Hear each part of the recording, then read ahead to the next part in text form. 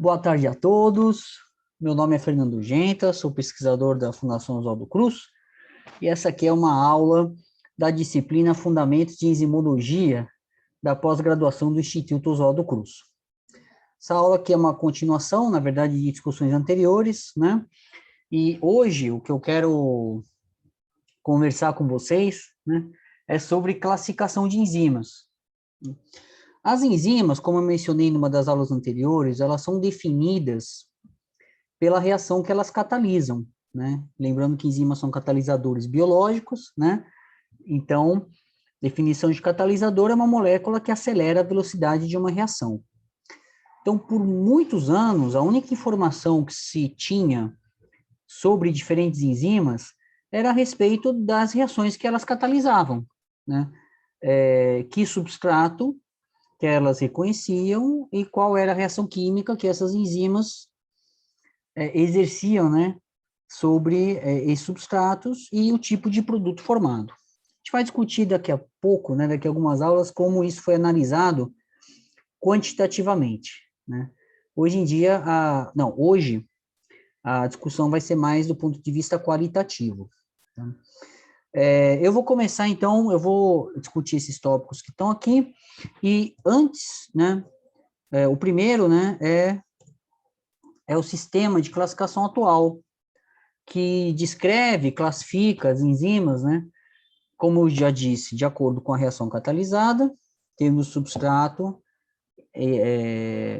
reação e produto, e cada tipo de enzima que se conhece é colocado, né, agrupado, classificado, descrito numa categoria que recebe no nome, né, de EC number, né, que é o Enzyme Commission Number.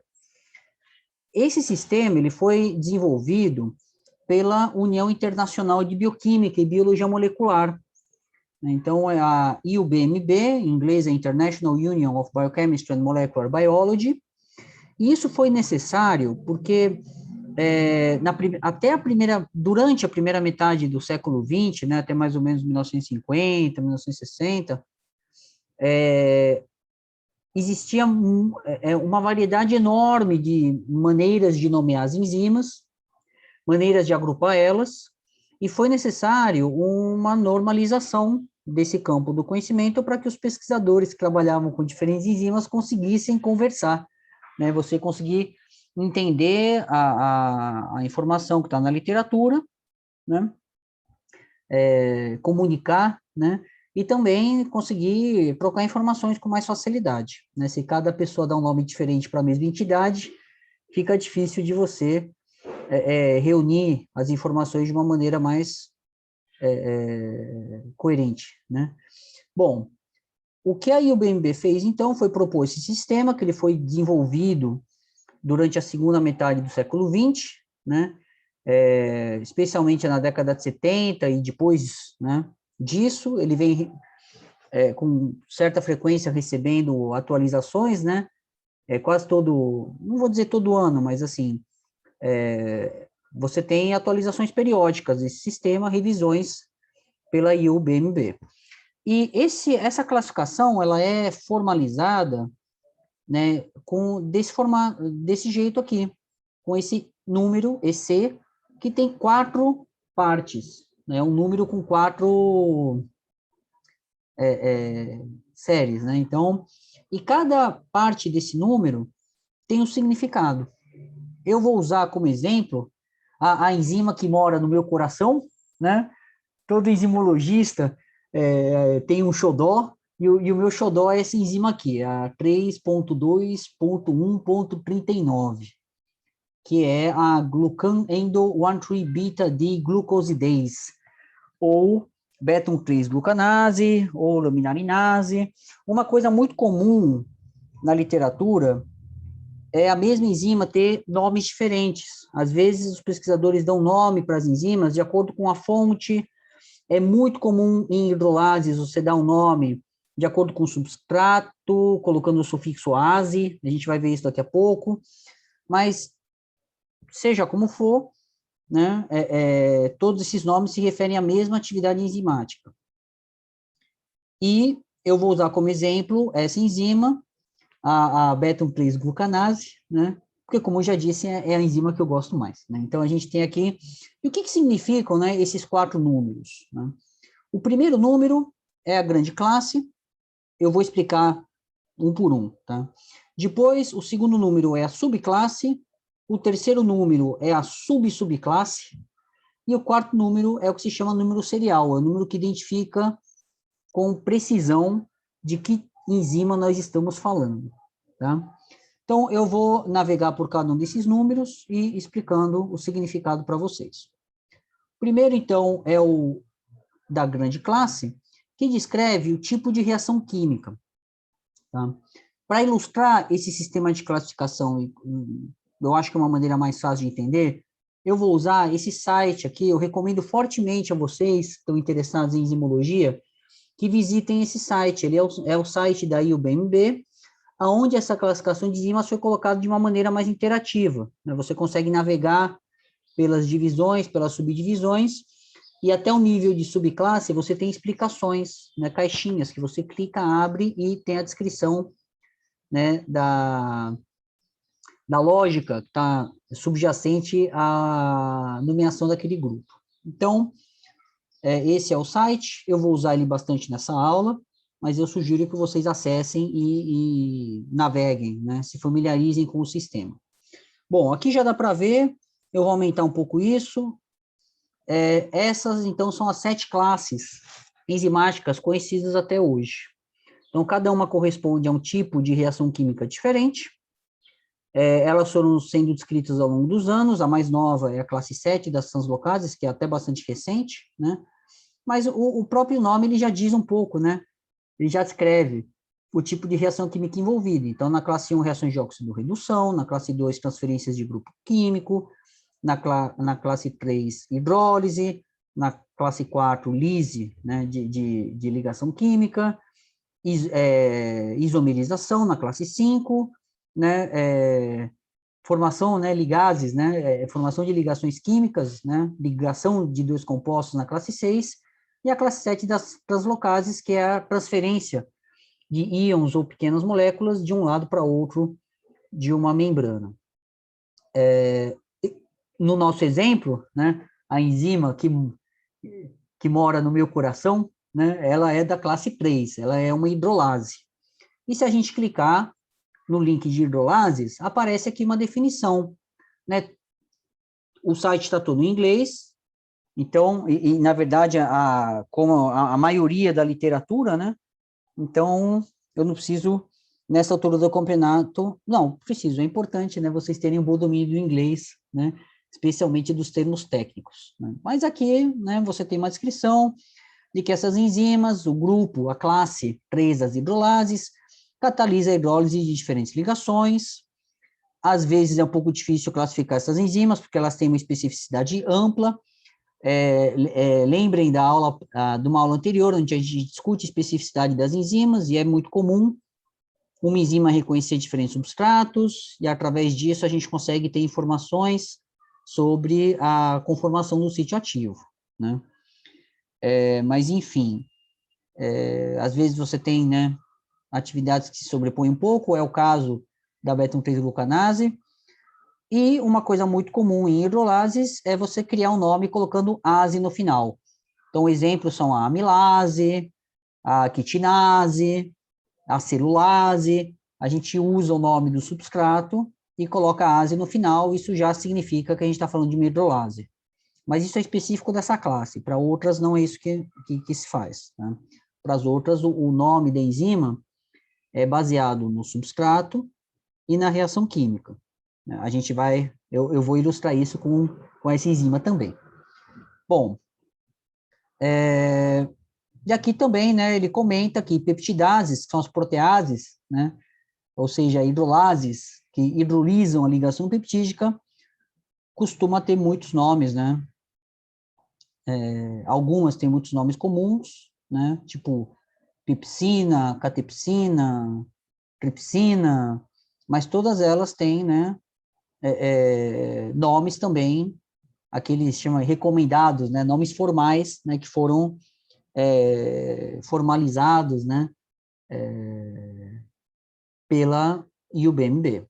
E é interessante seguir essa nomenclatura para a gente ter clareza, né, sobre as descrições que está usando.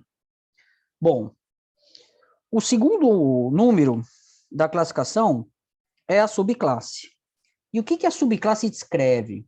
Então, pensando em enzimas que pertencem à mesma grande classe, ou seja, enzimas que catalisam o mesmo tipo de reação, você pode ter enzimas que reconhecem ligações químicas ou grupos químicos diferentes. No nosso exemplo, se a gente for olhar aqui nas glicosidases, quando a gente clica aqui e abre, né, esse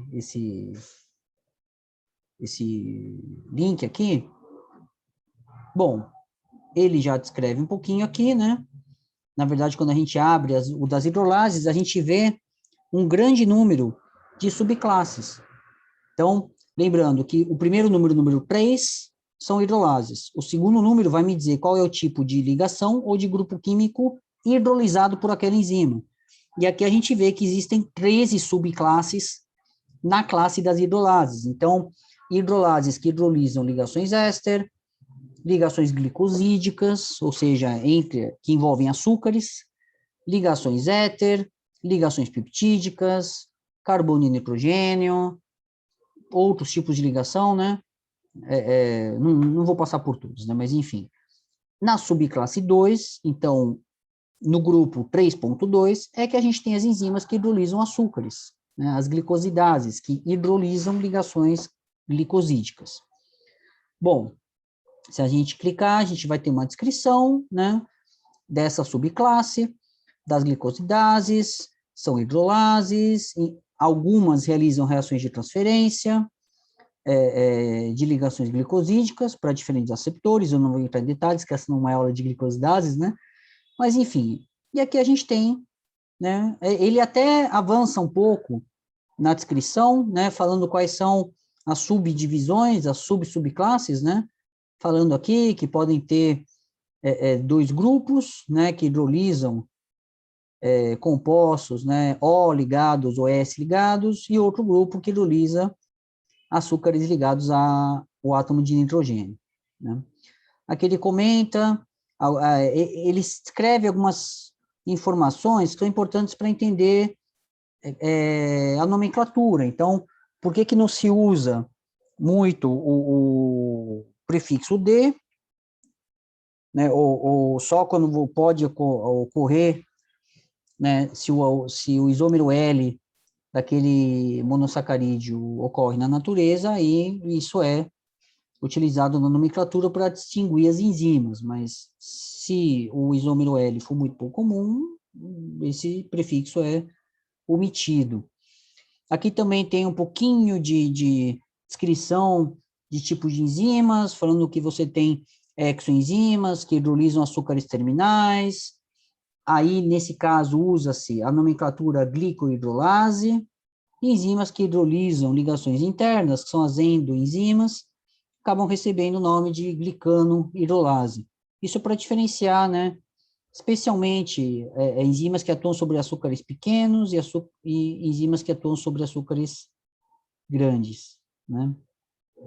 Bom, também tem um pouco a ver com tipo de mecanismo de ação, mas eu não vou entrar muito nesse detalhe agora, tá? Não, acho que não é o caso. Bom, se a gente avançar, então, na subclasse, que é um pouco que já eu falei no slide anterior,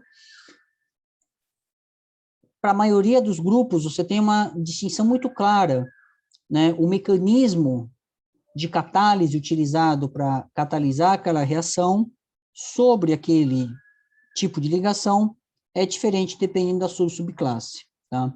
Isso é muito claro, né? Até na descrição de peptidases, né?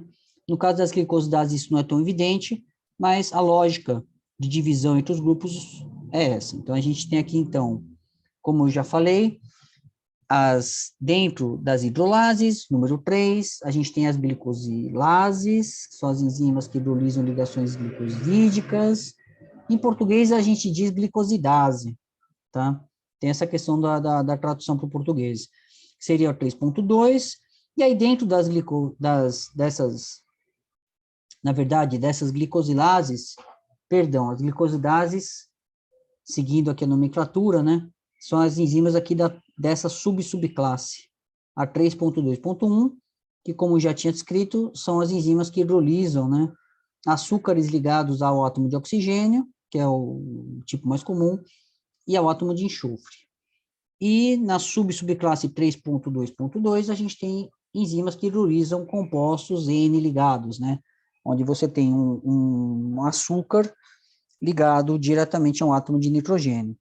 Esses dois grupos têm mecanismos diferentes, e, historicamente, foi proposto um terceiro grupo, que seria o grupo dessas enzimas. Na verdade, o que se tem historicamente é que havia um grupo de enzimas, quando se descreveu a hidrólise, né, de açúcares ligados ao enxofre, acreditou-se que isso era uma subclasse separada, mas ela foi reunida ao 3.2.1 das glicosidases, porque percebeu-se que é a mesma enzima que está realizando, né, a hidrólise de dois tipos de substrato. Tá? Não se conhece nenhuma enzima, né, que faz a hidrólise de S-glicosil e que não hidrolisa grupos, né, O ligados, né? Bom, e aí acaba sendo o mesmo mecanismo de catálise e assim por diante, né? Bom, e no final a gente acaba tendo o último número da nossa classificação, que é o número serial, que ele descreve exatamente a reação catalisada, o substrato reconhecido, o produto gerado e o tipo de reação, né?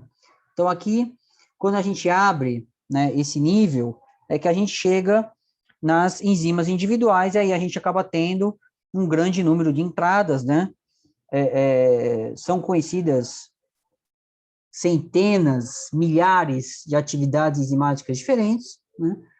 E o grupo das glicosidases é um grupo grande, né? A gente tem uma série de enzimas diferentes, e aí cada uma delas vai ter o seu identificador.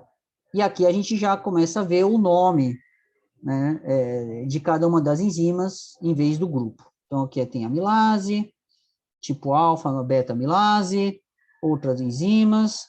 Eu vou passar para o próximo slide, porque a enzima que eu estou discutindo com vocês não coube, né, nesse aqui. Então, descendo um pouco mais, a gente chega aqui na minha enzima querida, né, a beta-1,3-glucanase, 3.2.139. Então, é uma hidrolase que reconhece ligações glicosídicas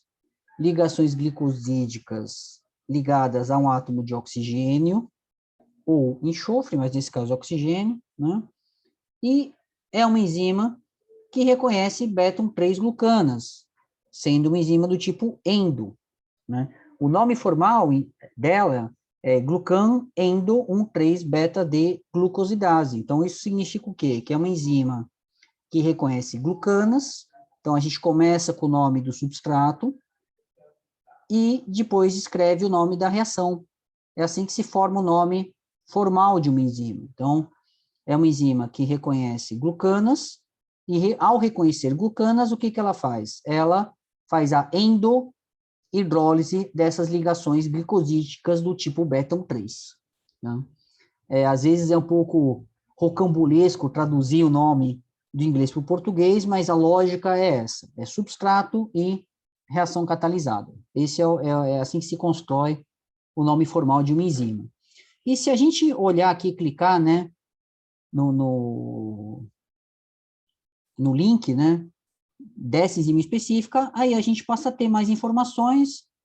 Elas estão aqui em cima, eu aumentei um pouco aqui algumas partes, né? Então, aqui a gente tem o nome formal, a reação catalisada, como eu já falei, hidrólise desse tipo de ligação nesse tipo de substrato, e aí, olha a infinidade de nomes que essa enzima tem na literatura, né?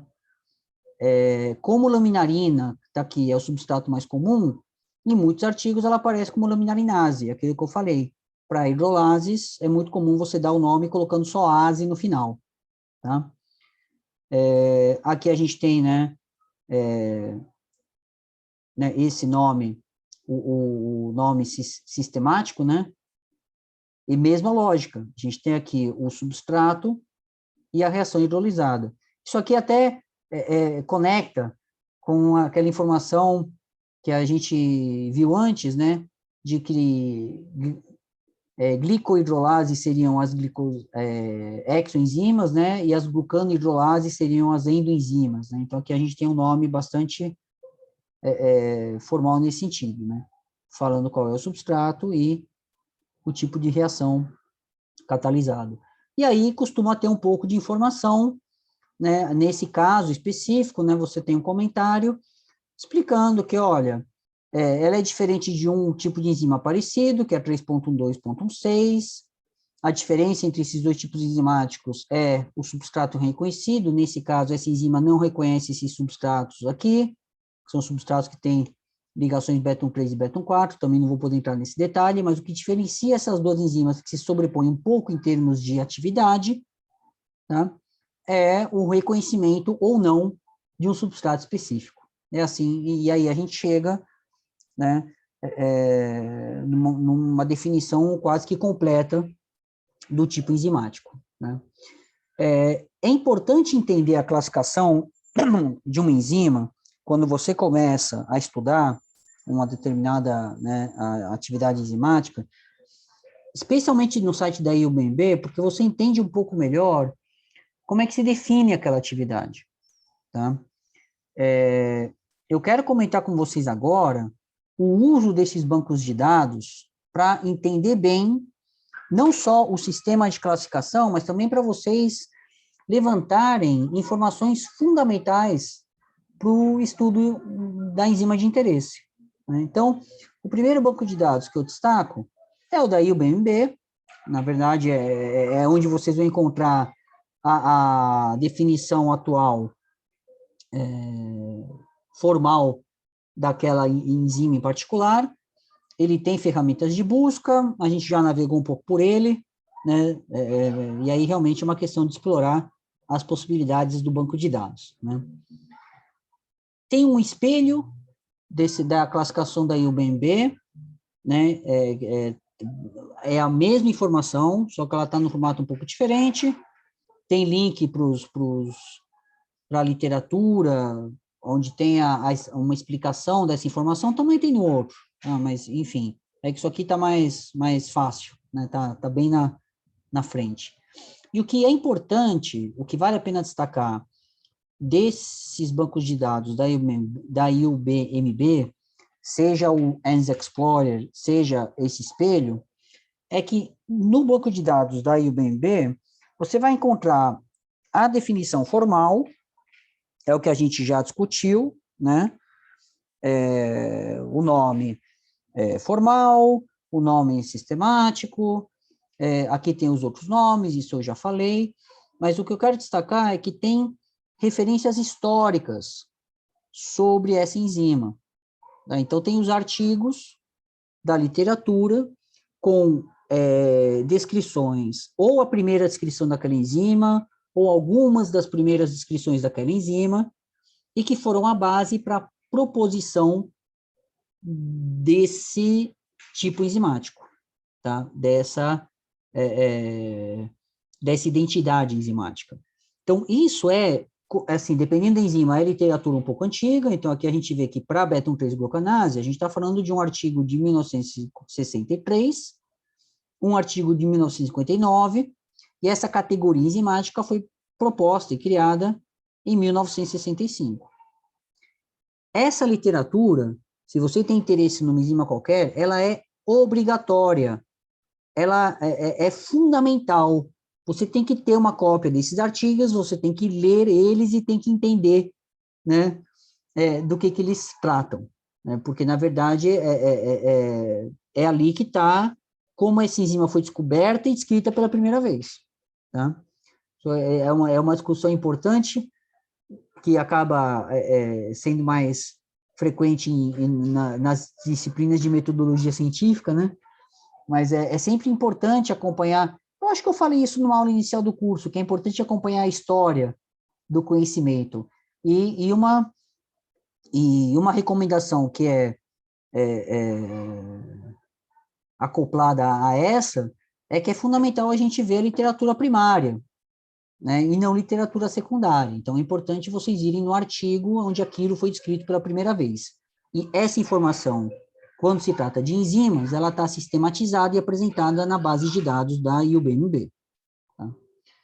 Bom, outra base de dados que é fundamental para o enzimologista moderno, né, é o Brenda. Tá? O Brenda, na verdade, é uma versão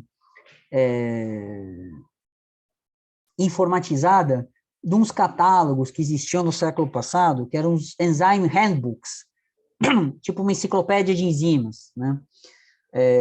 Lógico, né, que a informatização permitiu eles colocar, né, os pesquisadores que organizam essa base de dados uma quantidade enorme de informações, e eu vou navegar um pouco no Brenda, porque ele realmente é uma ferramenta de trabalho, assim, importante nos dias de hoje. Então, a gente tem aqui, né, o endereço, se vocês colocarem no Google, vocês acham isso com facilidade, né? E tem uma série de... Então, aqui eu vou usar como exemplo a minha querida enzima, né, a beta-1,3-glucanase. Então, aqui está o IC dela, o nome, não é o nome sistemático, é aquele nome accepted name, né?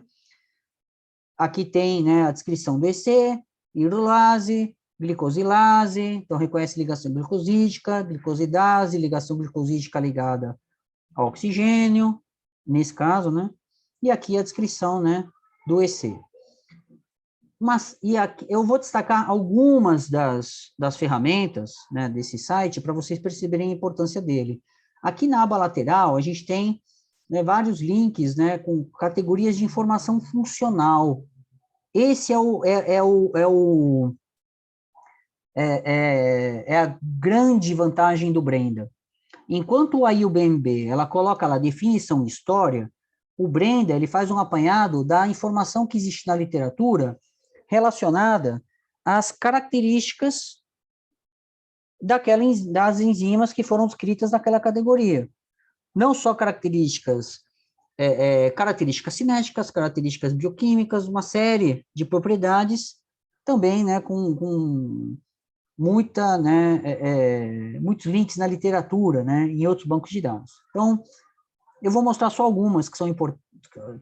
Assim, não dá para esgotar o Brenda, isso daria uma aula bastante longa, mas eu sugiro fortemente que se você está começando a estudar uma enzima, você tem que saber qual é a definição dela, o EC, conhecer a história dela e conhecer os parâmetros funcionais das enzimas que já são conhecidas, né? A não ser que você esteja descrevendo uma enzima pela primeira vez, aí é outra história, né? Mas isso a gente deixa para outras aulas, outras discussões. Mas imaginando que você está iniciando o seu projeto de trabalho, o seu projeto de pesquisa, leu alguns artigos, falando, não, olha, essa enzima aqui é essa aqui, ó, 32139.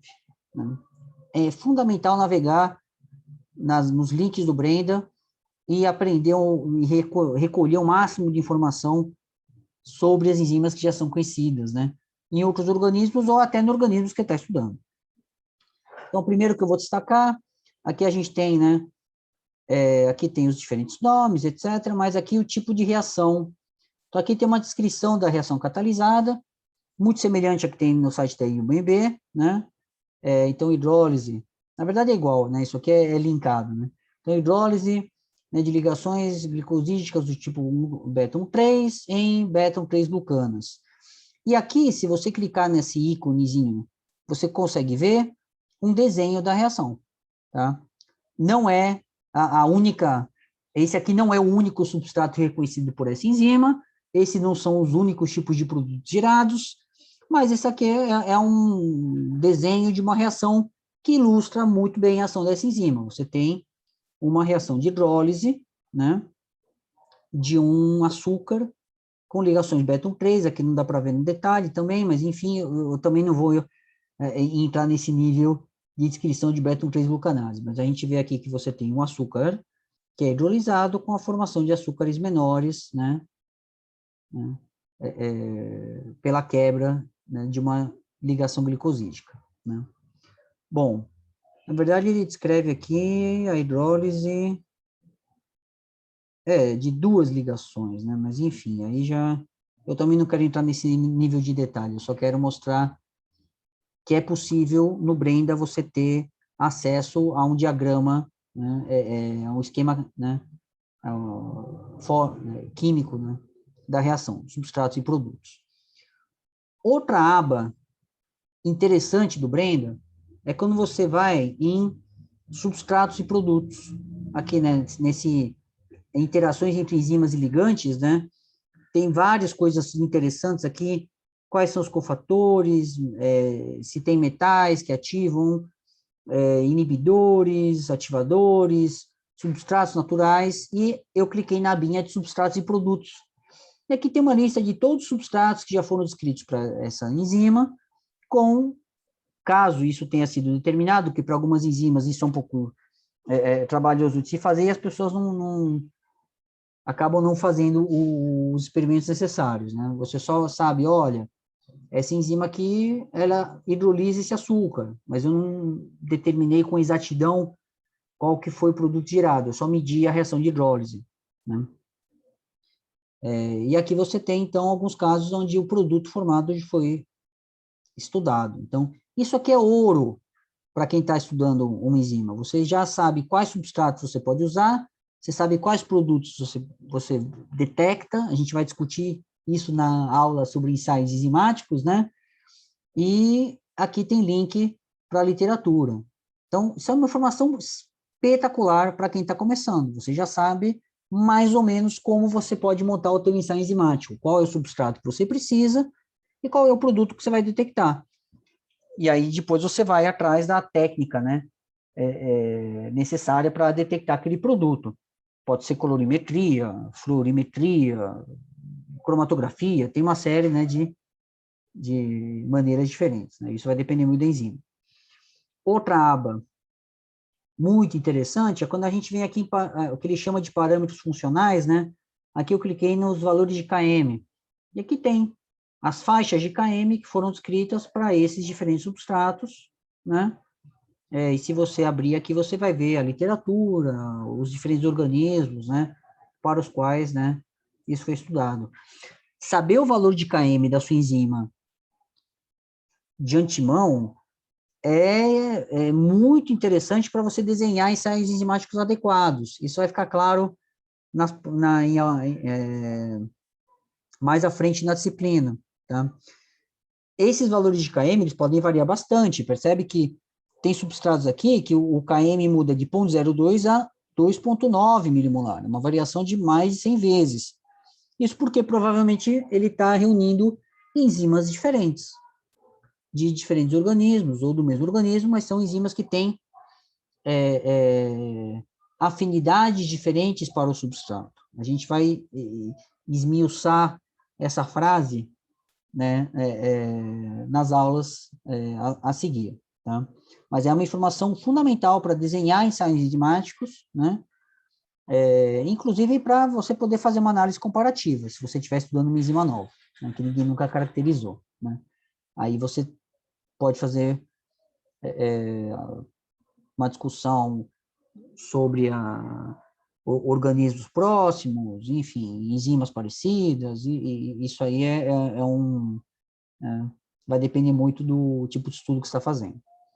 E outra a aba aqui, só para exemplificar, é o pH ótimo, né?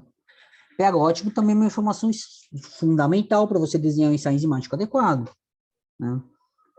Aqui, por exemplo, a beta-3-glucanase, ela pode ir de pH ótimo 4, aqui não dá para ver até o final da aba, mas até 9, 10, tem beta-3-glucanases de pH ótimo muito alcalino, né? E aí é importante essa ressalva. Tem que se tomar cuidado, porque mamíferos, né, e especialmente, né, seres humanos, né, a grande maioria das enzimas funciona no que se costuma falar, né, na nossa literatura, que é um pouco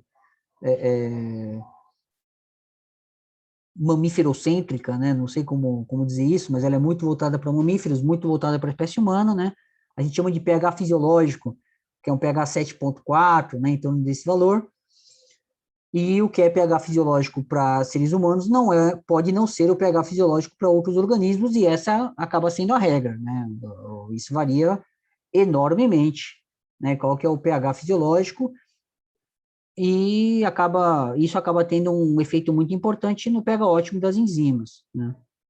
Às vezes você não tem uma relação direta, né, mas é muito comum você ver enzimas com pH ótimo muito diferente, quando o pH fisiológico no qual elas funcionam é diferente também. Não é obrigatório, mas é uma correlação que acontece em função de uma pressão seletiva, né? Para você ter um funcionamento ótimo daquelas enzimas, né? Naquela situação.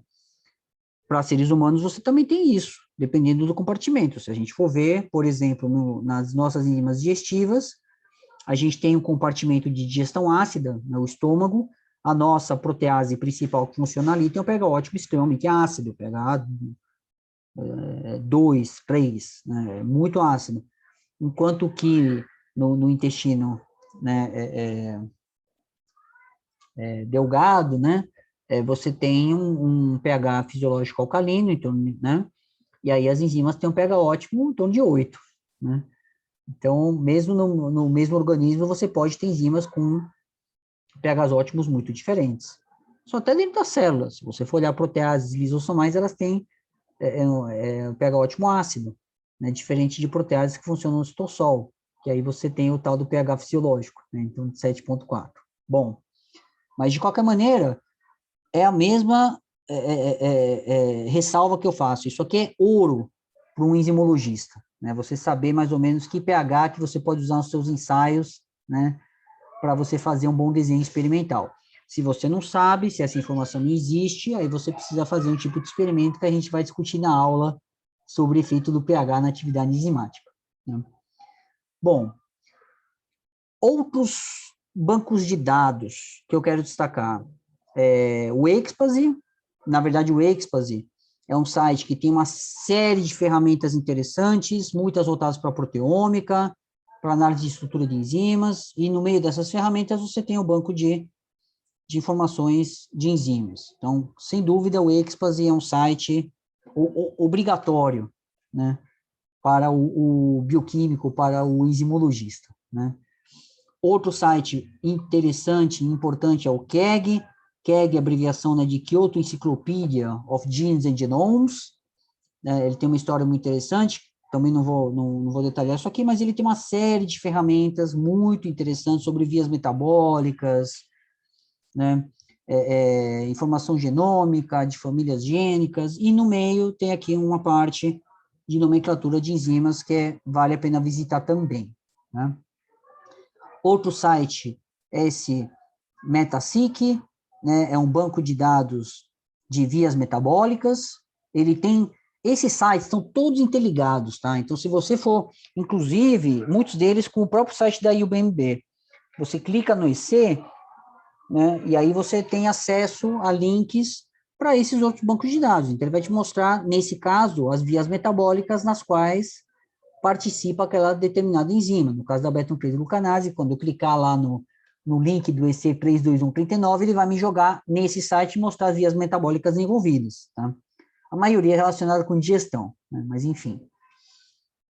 Aqui a gente tem outro banco de dados muito importante, que é o PDB, é o Protein Data Bank, e ele tem uma parte voltada para enzimas, e aqui a gente tem, bom, também sugiro fortemente vocês navegarem, né, ele vai dar acesso aos arquivos de estrutura de cada uma dessas enzimas, e aqui eu já apresento para vocês um conceito, né, que é importantíssimo na enzimologia moderna, que é, conforme foram realizadas, né, análises estruturais de um grande número de enzimas, começou-se a perceber que, olha, é possível, né, que a mesma reação seja catalisada por proteínas com estruturas completamente diferentes. Então, você pode ter estruturas de proteína, né, proteínas que são completamente diferentes do ponto de vista de estrutura tridimensional, né, pensar em estrutura secundária, terciária ou quaternária, mas que reconhecem a mesma molécula.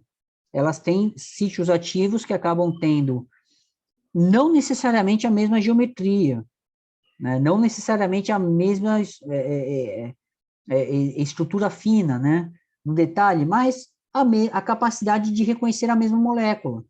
às vezes até utilizando grupos químicos um pouco diferentes, mas enzimas com estruturas diferentes, conseguem reconhecer o mesmo substrato, por exemplo, e catalisar a mesma reação química, né? Às vezes até usando grupos químicos diferentes, né?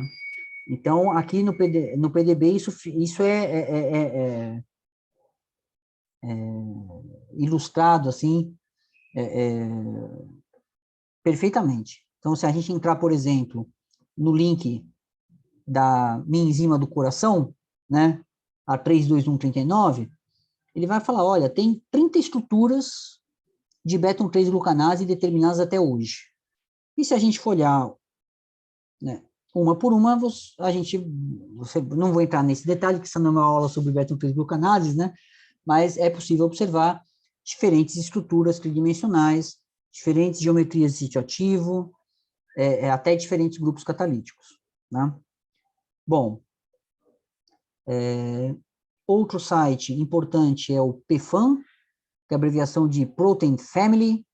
Ele é um site que organiza proteínas de acordo com a sua estrutura, ele mostra alinhamentos, você tem domínios conservados, né, e você consegue também fazer buscas de acordo com com a atividade enzimática, e aí a gente vai acabar caindo no mesmo problema, que é diferentes grupos de proteínas com sequências de aminoácidos muito diferentes podem ser responsáveis por catalisar o mesmo tipo de reação, né?